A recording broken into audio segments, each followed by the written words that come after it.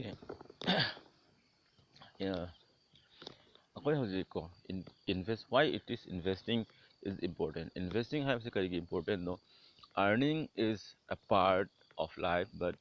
investing is another part of life. Earning have say when earned over only akoy salary khande business tagi lakpa income khande every income sing say akoy it is only earning. Earning have say akoy na earning tawba loiba kanda naraga thabak suba loiba kanda earning si loire. Earning say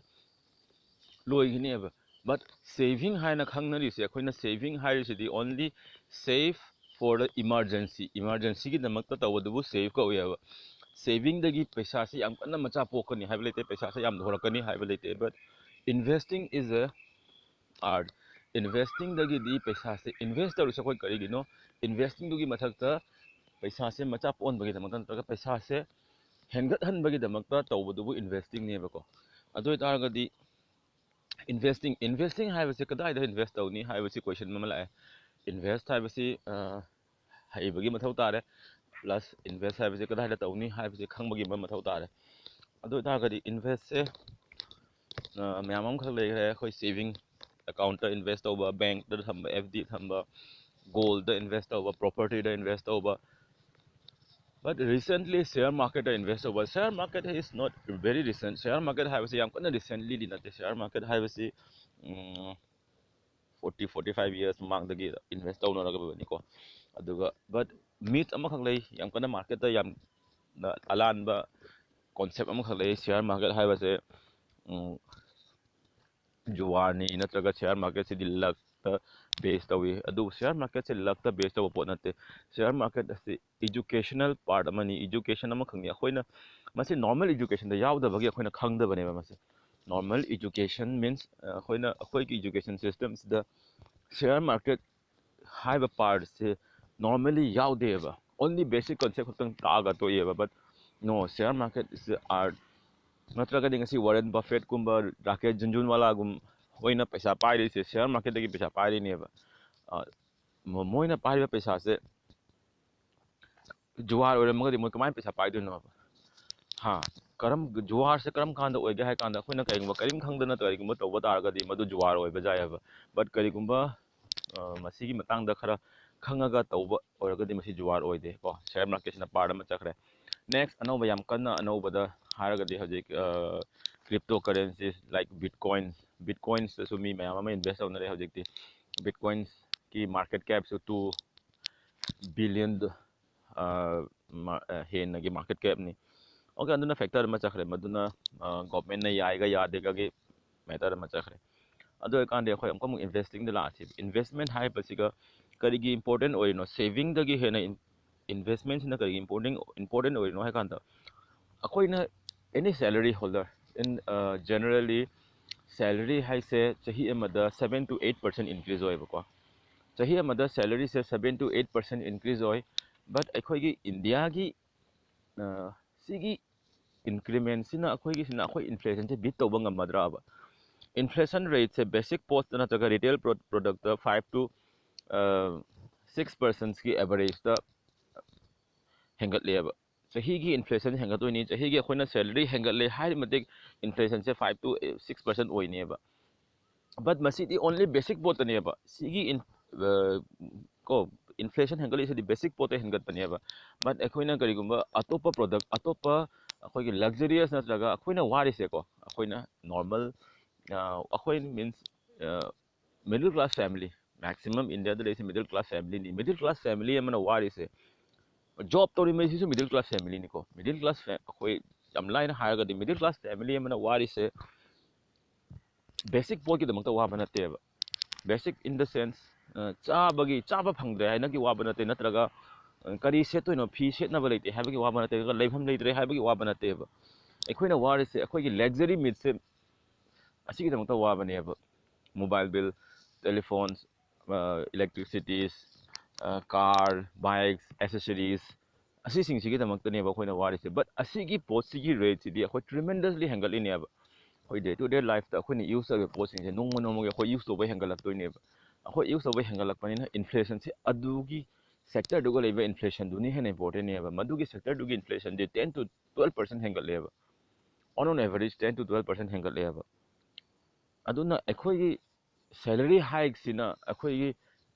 inflation se bit to bangam deba inflation se bit to bangam da banina in the end of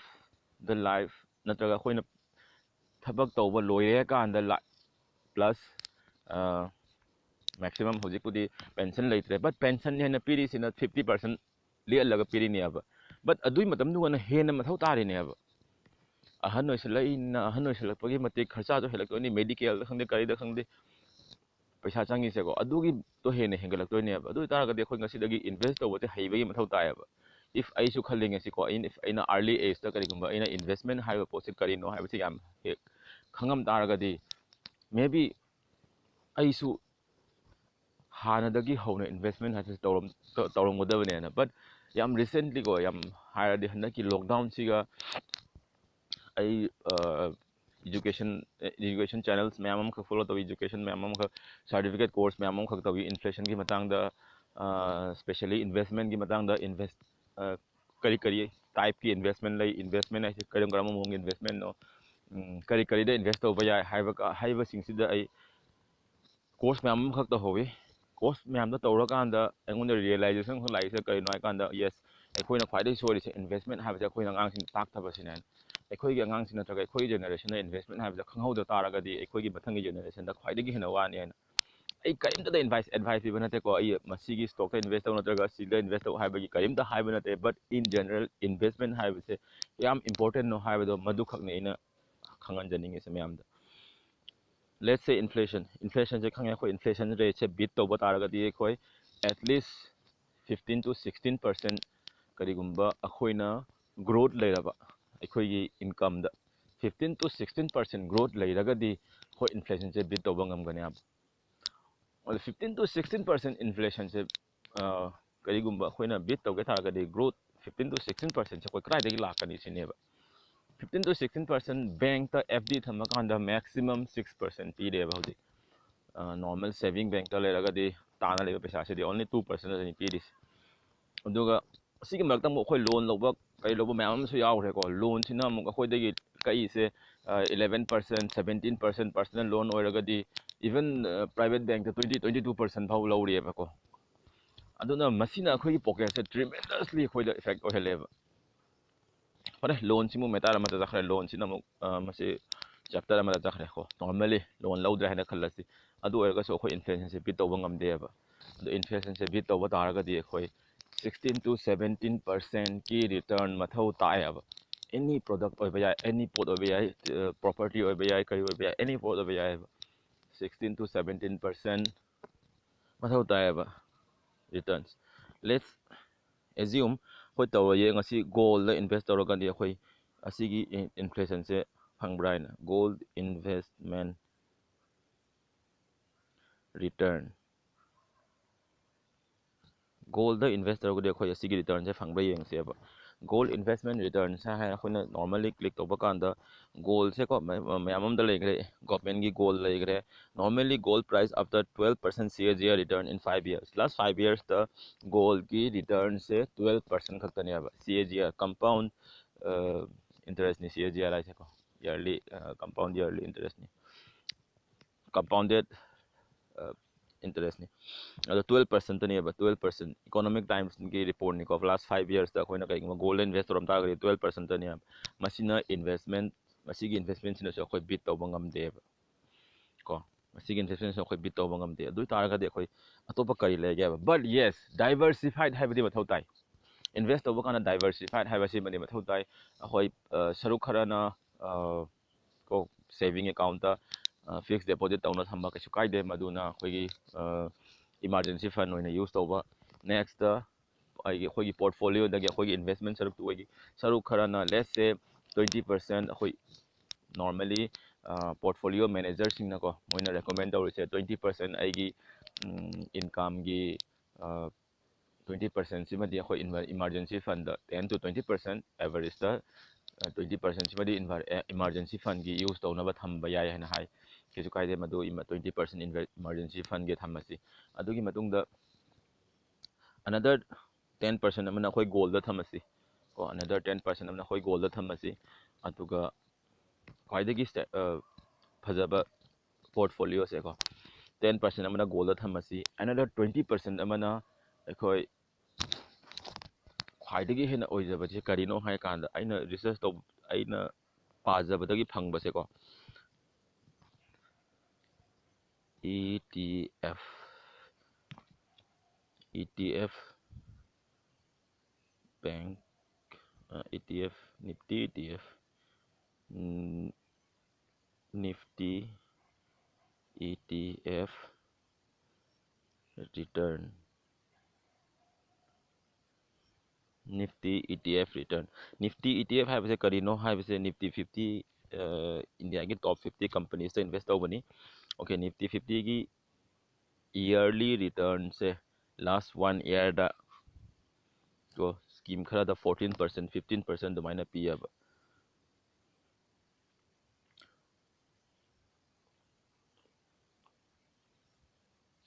last 10 years last 10 years CAGR. Let's check. Nifty ETF last 10 years CAGR. Okay, Money Control website, Money Control se yengas. Money Control se yamna renowned research company ni investment gi datraga stock market gi mathakta aduna Money Control gi report se khoina consider to yai as a ye beginner ma oina ko.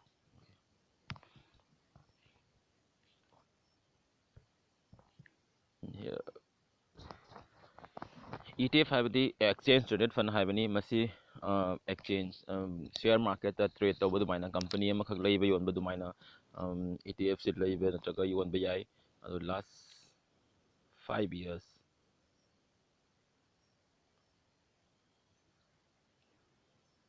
अच्छे पुनः से one time investment की मसक्ता निको one time खक होइना one time investment तब guitar गदी but SIP की return नमक दोंगाली SIP की return ओइर गदी अमुक हेना return से को SIP की return SIP हाइबदी systematic investment plan हाइबनी systematic investment plan हाइबदी थागी होगा को युमल चंगा 500 तो monthly इकोना करी में invest तौरम तारगदी SIP हाइबदी तो निको systematic investment plan Koyna system हम खक follow तौरगा invest तौबदो the systematic investment plan siga kari mo koina follow torom taragadi last 5 years ko okay 5 years ki CAGR se hoigi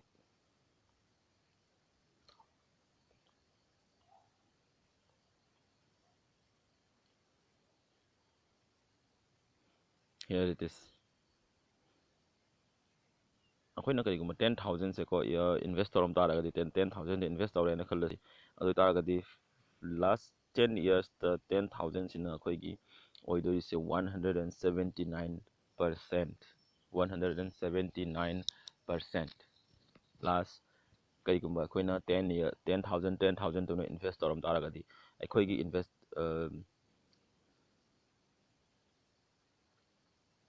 this is the annually अखोइना फंगदो this last 10 years the 10% 15% even if कईगुम्बा market से ना कईगुम्बा form तारगदी चाही अमा ममांग the खैना लुथोम तारगदी 53% पावे यवेबको अदो मसी फ्लक्चुएट ओय no doubt अदुबु अखोइना लौथोप कांदसु मसीगी लौथोपगी सिस्टम अमा खक्ति लेग्रे मदुगी सिस्टम द मतुंग ताबदा नोंमा मुक नैनारसी अदुना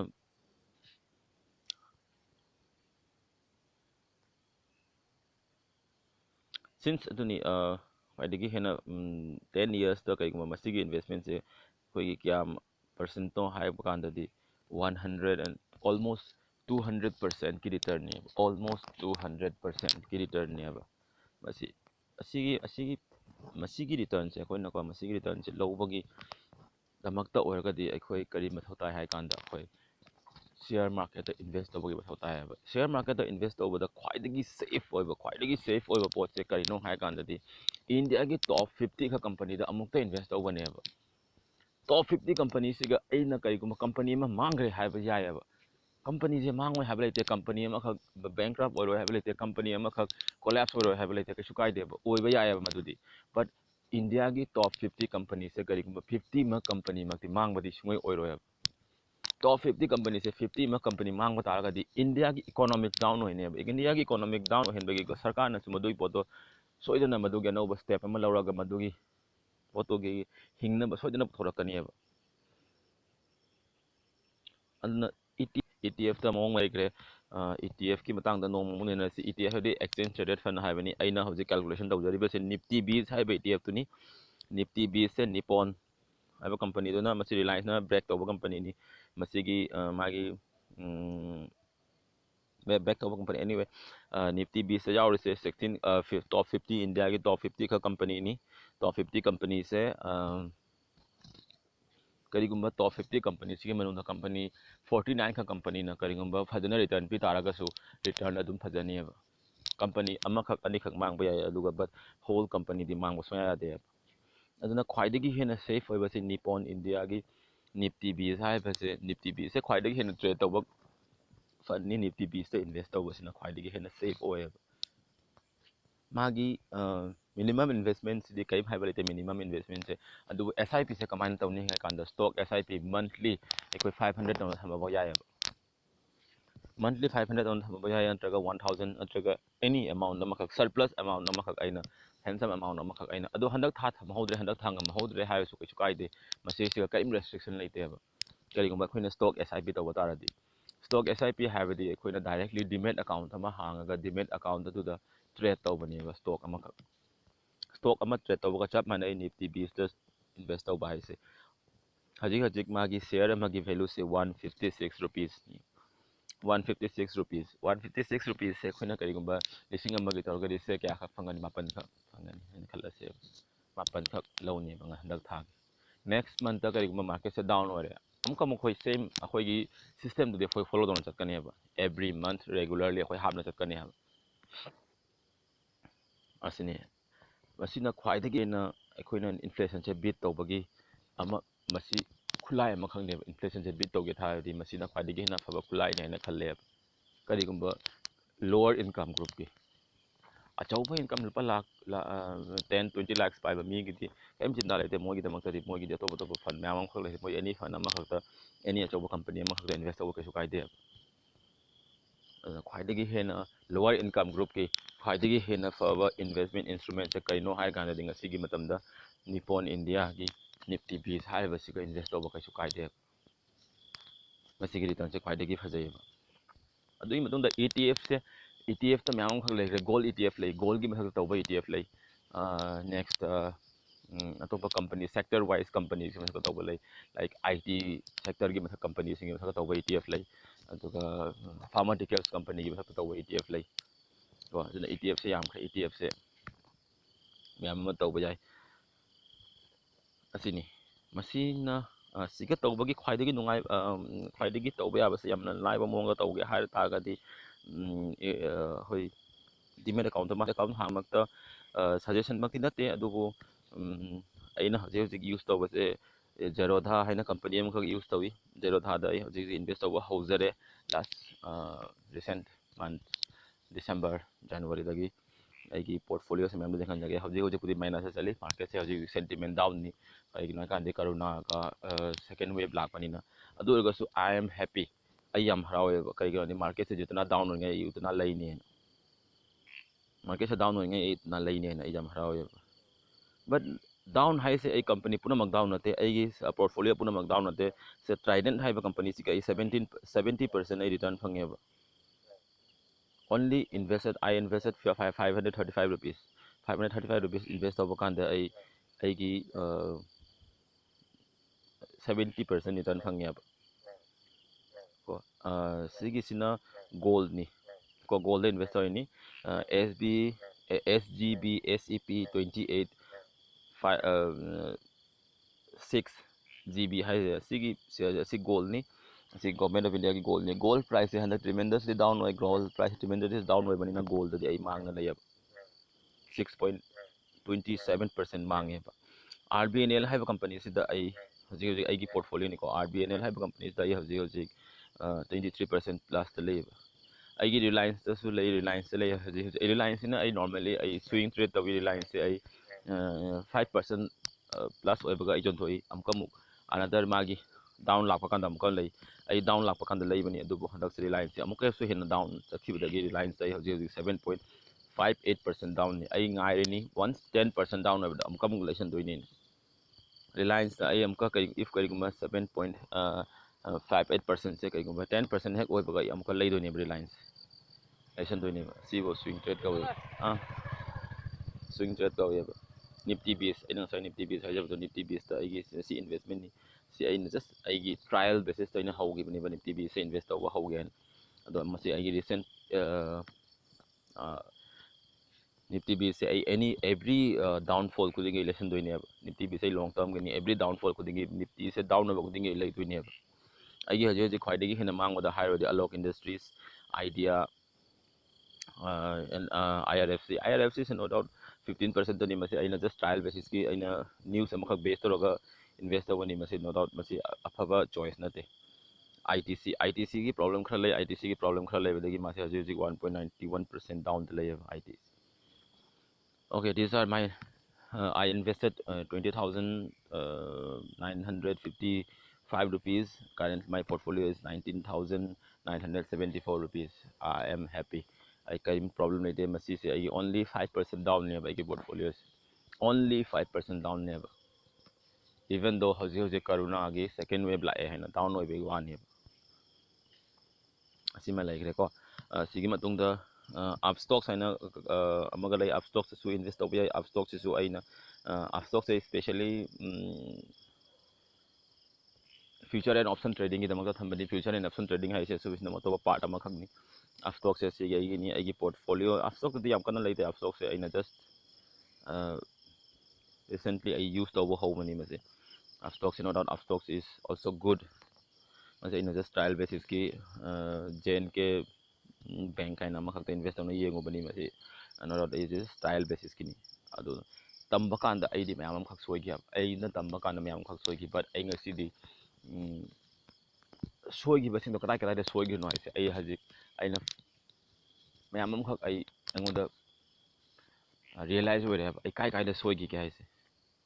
aduna aingonda tambina ba mi su lai gi deba aina share market te hoba kanda aingonda tambina ba mi amta lai gi de kana daga hangaga kana daga hangak hangani habi amta lai gi deba but I ngasi share market se khange habidi nate ko khange habidi nate ai hojik share market ki course ani lai ani khak tawba loi ama khak tawna lai ama khak loi dri kai kana gum na kai gum share market ki sa course tawling ga di kai kai de madusu ai share tawjara ke like this is ai gi share market ki sa course se ke mamang da Udemy da su ama tawkhre Udemy da tawkhre course ahum tawkhre course ahum se amana basic Udemy da course basic amaga advance amaga ka tawkhre chat ki mathakta adai batong da hoji hoji ai gi lai se hoji hoji si ki company e-learn market haina app ama lai bani app to ga piro do free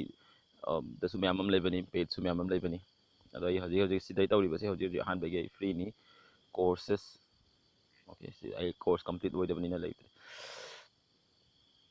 okay basic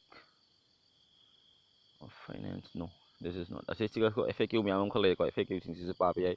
investment hai se kari no hai ba kan da si du adu su khang bangam mani ko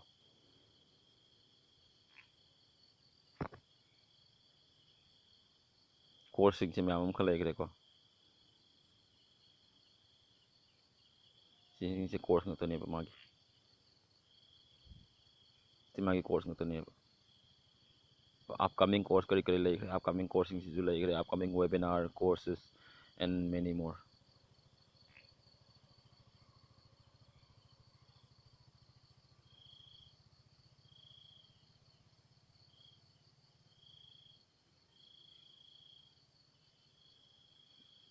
apps sing si di katang slow way adu natraga di okay si ai ge hoji to code ne learn the basics of finance outline ko si sing se ai complete to grab ne ko magi video su yawi reading the material su yawi si sing se complete to grab ne chapter 3 chapters, 2 chapters, 2 chapters, 1 chapters mutual fund ꯃꯊꯛꯇꯁꯨ ꯇꯧꯈ꯭ꯔꯦ corporate ꯍꯧꯖꯤꯛ ꯑꯩꯒꯤ ꯃꯈꯥ ꯇꯥꯕ ꯁꯤꯁꯤꯡꯁꯦ ꯂꯩꯔꯤ ꯁꯣ chapter ꯈꯔ ꯂꯩꯔꯤ ꯁꯤꯁꯤꯡꯁꯦ ꯂꯣꯏꯔꯒ ꯑꯦꯛꯖꯥꯝ ꯊꯥꯕꯒꯤꯁꯨ ꯑꯣꯞꯁꯟ ꯑꯃ ꯂꯩ ꯑꯦꯛꯖꯥꯝꯁꯦ ꯊꯥꯔꯀꯥꯟꯗ ꯑꯩ ꯁꯥꯔꯇꯤꯐꯤꯀꯦꯠ ꯐꯪꯕꯒꯤꯁꯨ ꯑꯣꯞꯁꯟ ꯑꯃ ꯂꯩ ꯃꯗꯨ ꯅꯣ ꯗꯥꯎꯠ ꯌꯥꯝ ꯏꯝꯄꯣꯔꯇꯦꯟ ꯅꯠꯇꯦ objectives ꯁꯤ ꯀꯩꯒꯤꯅꯣ learn the basics of financial market and general and stock market in particular ꯑꯩ stock market particularly stock market ꯁꯦ ꯀꯔꯤꯅꯣ ꯍꯥꯏꯕꯗꯨꯃꯈꯛ ꯈꯪꯒꯦ ꯍꯥꯏꯅ ꯇꯝꯈꯤꯕꯅꯤ ꯁꯤꯒꯤ course okay ꯁꯨꯃꯥꯏꯅ course ꯃꯌꯥꯝ ꯑꯃꯈꯛ ꯂꯩꯈ꯭ꯔꯦ ꯁꯤ ꯂꯩꯈ꯭ꯔꯦ ꯑꯗꯨꯒꯤ ꯃꯇꯨꯡꯗ Udemyꯗꯁꯨ course ꯑꯃ ꯂꯩꯈ꯭ꯔꯦ Udemy ꯃꯌꯥꯝꯗ ꯌꯦꯡꯍꯟꯖꯒꯦ Udemyꯗꯁꯨ ꯑꯁꯤꯁꯨ learningꯒꯤ ꯃꯊꯛꯇꯅꯤ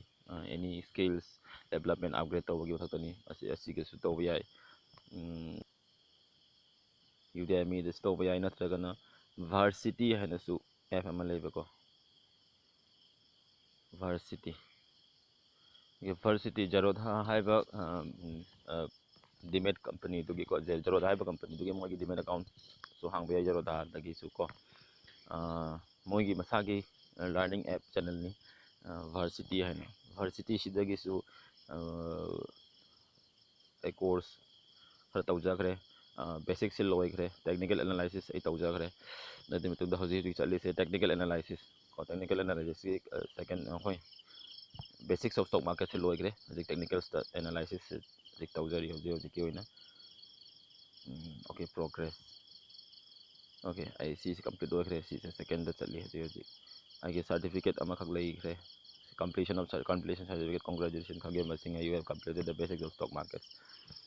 point scores 180 out of 250 I'm bad student so, anyways certificate se si Jarodha gi certificate ni Jarodha Varsity gi certificate ni sina tingba si mayam khang legre do mayam kaigumba makhata na kaigumba khangminnasi any khangning wala agadi comment tawbiro kaisu kaide aduga telegram dasu dum tawbiro telegram da oigera whatsapp da oigera aina angambasu help tawjage any angamba idea su share tawjage masi haraga ngasigi video asidi losalake mathangi da ai ETF ta karamna invest tawni haibado madugi with excel sheet excel report excel sheet amakak su ai prepare tawjai duga stock da mathangi tabada swing trading gi matangna su khangminasi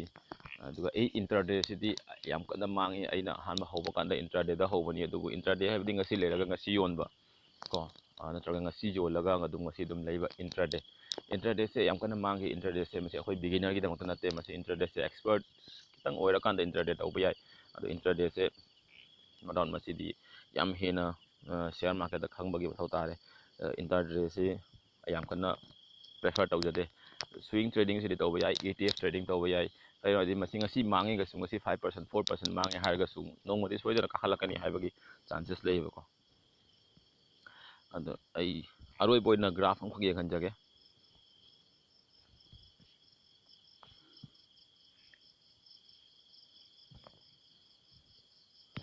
aroi boina graph am khage khanjage graph se ngalaga mayam dagi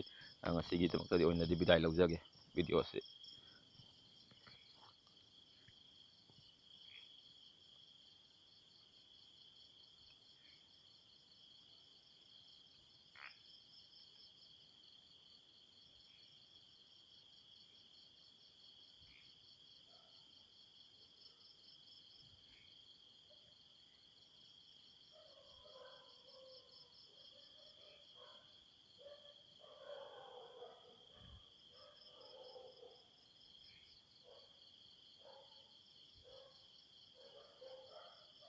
kitang slow ko mayam may minasi kitang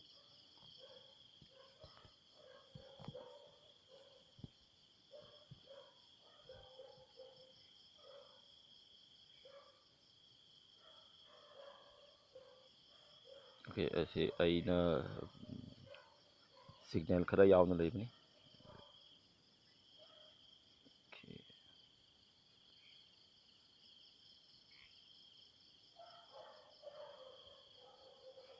kitang video se portrait tawba tare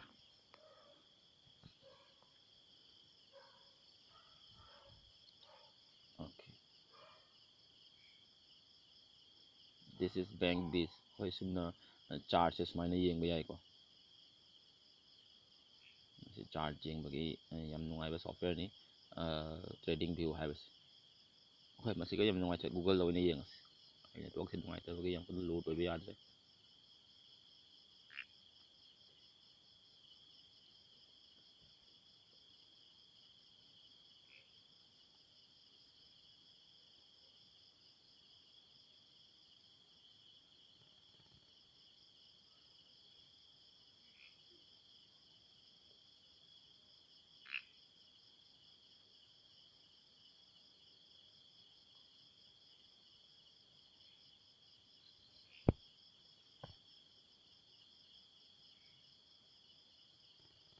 okay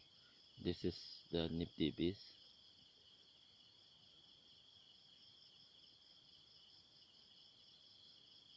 max nifty biz ꯍꯦꯛ ꯍꯧꯔꯛꯄꯗꯒꯤ ꯂꯩꯕ ꯃꯥꯒꯤ ꯆꯥꯔꯠꯁꯦ ꯁꯤꯅꯤ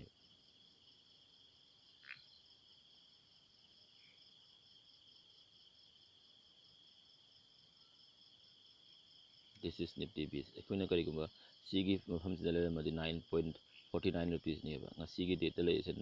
160 rupeesꯅꯦꯕ nifty biz 160 rupeesꯅꯦꯕ ꯁꯤꯗꯩꯁꯤꯗ ꯀꯔꯤꯒꯨꯝꯕ ꯃꯤ ꯑꯃꯅ ꯃꯥꯒꯤ ꯍꯦꯟꯒꯠꯂꯤꯕ ꯆꯥꯡꯁꯦ 10 to 179%ꯅꯦꯕ 158 159%ꯅꯦꯕ 2004 2001 ꯐꯥꯎ ꯌꯦꯡꯁꯦꯕ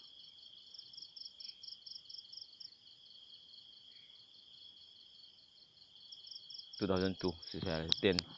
10 rupees 10.81 rupeesꯇꯒꯤ ꯉꯁꯤꯒꯤ ꯃꯥꯒꯤ ꯂꯥꯛꯏꯕ ꯒ꯭ꯔꯥꯐꯁꯦ ꯁꯤꯅꯦꯕ ꯑꯗꯨ ꯇꯥꯔꯒꯗꯤ ꯁꯤꯗ ꯏꯟꯚꯦꯁ ꯇꯧꯕꯁꯤꯗ ꯑꯩꯈꯣꯏ ꯁꯦꯐ ꯑꯣꯏꯌꯦꯕ ꯀꯩꯅꯣꯗꯤ ꯃꯥꯁꯦ ꯗꯥꯎꯟ ꯑꯣꯏꯔꯦ ꯍꯥꯏꯅꯁꯨ ꯉꯁꯤ ꯑꯗꯨꯃꯥꯏꯅꯒꯤ ꯗꯥꯎꯟ ꯁꯨꯡꯑꯣꯏ ꯑꯣꯏꯗꯦꯕ ups and down ups and down ups and ꯗꯥꯎꯟꯗꯤ ꯑꯣꯏꯅꯦꯕ ꯑꯗꯨꯕꯨ ꯃꯥ ꯑꯣꯜꯋꯦꯁ ꯔꯥꯏꯖꯤꯡꯗ ꯂꯩꯌꯦꯕ ꯑꯗꯣ ꯁꯤꯒꯤ ꯌꯥꯝ ꯗꯤꯞ ꯑꯣꯏꯔꯤꯕ ꯗꯥꯎꯟꯁꯤꯅ ꯀꯔꯣꯅꯥꯒꯤ ꯂꯣꯛꯗꯥꯎꯟ ꯃꯇꯝꯒꯤ ꯗꯤꯞꯅꯦꯕ 96 rupees ꯑꯗꯨꯒ ꯀꯔꯣꯅꯥꯒꯤ ꯗꯤꯞ ꯑꯣꯏꯔꯝꯕꯗꯒꯤ ꯃꯃꯥꯡ ꯆꯍꯤꯗꯒꯤ ꯆꯍꯤ ꯑꯃꯗ ꯏꯟꯚꯦꯁ ꯇꯧꯔꯝ ꯇꯥꯔꯒꯁꯨ ꯀꯔꯤꯒꯨꯝꯕ ꯆꯍꯤ ꯑꯃꯗ ꯏꯟꯚꯦꯁ ꯇꯧꯔꯝ ꯇꯥꯔꯒꯁꯨ 100 rupeesꯅ 156 rupees ꯐꯪꯗꯣꯏꯅꯦꯕ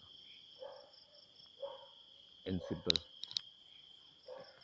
ꯑꯁꯤꯅꯤ ꯅꯤꯐꯇꯤ ꯕꯤꯁꯀꯤ ꯑꯣꯚꯔꯚꯤꯌꯨ ꯑꯗꯨꯅ ꯅꯤꯐꯇꯤ ꯕꯤꯁꯁꯦ ꯈ꯭ꯋꯥꯏꯗꯒꯤ ꯍꯦꯟꯅ ꯁꯦꯐ ꯑꯣꯏꯕ ꯁ꯭ꯇꯣꯛꯅꯤ ꯀꯔꯤꯒꯨꯝꯕ ꯁ꯭ꯇꯣꯛ ꯃꯥꯔꯀꯦꯠꯀꯤ ꯃꯔꯝꯗ ꯀꯔꯤꯝ ꯈꯪꯗ꯭ꯔꯒꯁꯨ ꯃꯥꯒꯤ ꯃꯥꯡꯒꯅꯤ ꯍꯥꯏꯕ ꯀꯔꯤꯝꯇ ꯂꯩꯇꯦ ꯅꯤꯐꯇꯤ ꯕꯤꯁꯁꯦ ꯃꯥꯡꯕꯒꯤ ꯆꯥꯟꯁꯦꯁꯁꯦ ꯂꯦꯁ ꯗꯦꯟ ꯃꯥꯡꯕꯒꯤ ꯄꯔꯁꯦꯟꯁꯦ ꯑꯣꯟꯂꯤ 1%ꯇꯅꯤ ꯏꯐ ꯏꯟꯗꯤꯌꯥꯁꯦ ꯀꯔꯤꯒꯨꯝꯕ ꯋꯥꯔꯒꯤ ꯁꯤꯆꯨꯋꯦꯁꯟꯗ ꯂꯥꯛꯑꯒꯗꯤ ꯃꯥꯡꯗꯕ ꯌꯥꯏꯑꯕ ꯑꯗꯨꯐꯥꯎꯗꯅꯤ ꯑꯗꯨꯅ ꯋꯥꯔꯒꯤ ꯁꯤꯆꯨꯋꯦꯁꯟꯗ ꯂꯥꯛꯀꯅꯤ ꯍꯥꯏꯕꯗꯤ ꯊꯥꯖꯗꯕꯅꯤꯅ ꯊꯥꯖꯕ ꯂꯩꯇꯦ ꯊꯥꯖꯔꯒꯗꯤ ꯋꯥꯔꯒꯤ ꯁꯤꯆꯨꯋꯦꯁꯟ ꯂꯥꯛꯄ ꯇꯥꯔꯗꯤ ꯏꯚꯟ ꯑꯩꯈꯣꯏ ꯒꯚꯔꯟꯃꯦꯟ ꯑꯦꯝꯄ꯭ꯂꯣꯌꯤꯁ ꯁꯦꯂꯔꯤꯗꯩ ꯀꯩꯗꯩ ꯂꯣꯏꯅ ꯍꯣꯜ ꯑꯣꯏꯈꯤꯗꯣꯏꯅꯦꯕꯀꯣ ꯑꯗꯨꯅ ꯃꯁꯤ ꯈ꯭ꯋꯥꯏꯗꯒꯤ ꯍꯦꯟꯅ ꯁꯦꯐ ꯏꯟꯁꯇ꯭ꯔꯨꯃꯦꯟꯁꯦ ꯁꯤꯌꯔ ꯃꯥꯔꯀꯦꯠꯇ ꯉꯁꯤ ꯐꯥꯎꯗ ꯑꯩꯅ ꯐꯪꯖꯕꯗ ꯈ꯭ꯋꯥꯏꯗꯒꯤ ꯍꯦꯟꯅ ꯁꯦꯐ ꯏꯟꯁꯇ꯭ꯔꯨꯃꯦꯟꯁꯦ ꯅꯤꯐꯇꯤ ꯕꯤꯁꯇ ꯏꯟꯚꯦꯁ ꯇꯧꯕ ꯅꯠꯇ꯭ꯔꯒ ꯏ ꯇꯤ ꯑꯦꯐꯇ ꯏꯟꯚꯦꯁ ꯇꯧꯕꯁꯤꯅꯦꯕ E T F means exchange traded fund ꯑꯃꯨꯛꯀꯁꯨ ꯑꯩꯅ ꯍꯥꯏꯖꯔꯤꯁꯤꯅꯤ E T F means exchange traded ꯐꯟꯗ ꯏꯟꯚꯦꯁ ꯇꯧꯕꯁꯤꯅ ꯈ꯭ꯋꯥꯏꯗꯒꯤ ꯍꯦꯟꯅ ꯁꯦꯐꯅꯦꯕ ꯍꯣꯔꯦꯟ ꯃꯁꯤ ꯍꯥꯏꯔꯒ ꯑꯩ ꯉꯁꯤꯒꯤ ꯚꯤꯗꯤꯑꯣꯁꯦ ꯁ꯭ꯋꯥꯏꯗ ꯂꯣꯏꯁꯤꯟꯖꯔꯒꯦ ꯃꯊꯪ ꯇꯥꯕꯗ ꯑꯩꯈꯣꯏ ꯅꯤꯐꯇꯤ ꯕꯤꯁꯇ ꯀꯔꯝꯅ ꯏꯟꯚꯦꯁ ꯇꯧꯅꯤ ꯀꯔꯤ ꯀꯔꯤ ꯃꯊꯧ ꯇꯥꯅꯤ ꯍꯥꯏꯕꯗꯣ ꯅꯩꯅꯔꯒꯦ ꯀꯔꯤꯒꯨꯝꯕ ꯃꯌꯥꯝꯅ ꯀꯔꯤꯒꯨꯝꯕ ꯀꯣꯃꯦꯟ ꯇꯧꯅꯤꯡꯕ ꯂꯩꯔꯒꯗꯤ ꯁꯣꯏꯗꯅ ꯀꯣꯃꯦꯟ ꯇꯧꯕꯤꯔꯛꯑꯣ